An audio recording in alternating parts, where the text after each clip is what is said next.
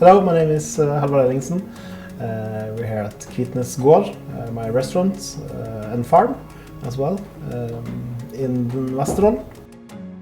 I decided to be a chef when I was like 5-6 years old, watching cooking shows together with my mom. And it's been no turning back since then, really.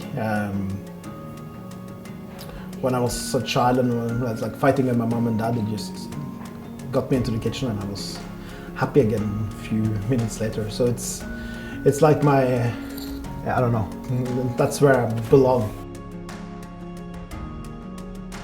My name is Astrid and I'm a food artisan, and I work with meat and different crafts relating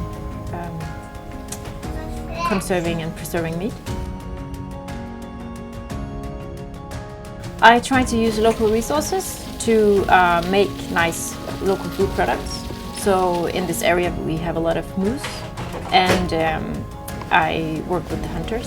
So when I have this really good resource, I make products from it. So for example, sausages, meat cakes, burgers, cured meats, dried meats.